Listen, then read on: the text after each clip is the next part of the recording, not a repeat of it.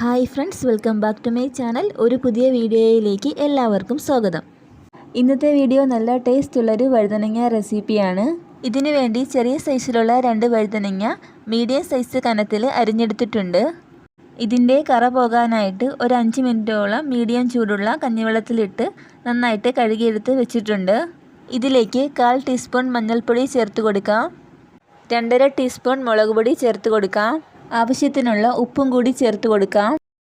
നന്നായിട്ട് മസാലയൊന്ന് മിക്സ് ചെയ്യാനായിട്ട് ഒരല്പം വെള്ളം ചേർത്തിട്ട് കൈകൊണ്ട് നന്നായിട്ട് ഇത് മിക്സാക്കി എടുക്കാം. ഒരു ചട്ടി നന്നായിട്ട് ചൂടായിട്ട് വരുമ്പോഴേക്കും അതിലേക്ക് 5 ടേബിൾ സ്പൂൺ എണ്ണ ഒഴിച്ച് കൊടുക്കാം. എണ്ണ ചൂടായി കഴിയുമ്പോൾ അതിലേക്ക് വഴുതനങ്ങ ഇട്ട് കൊടുക്കാം. നന്നായിട്ട് ഇതേപോലെ ഇളക്കി കൊടുക്കണം. എന്നിട്ട് ഫ്ലെയിം കുറച്ച് വെച്ച് ചെറിയ തീയിലിട്ടത് വേവിച്ചെടുക്കാം.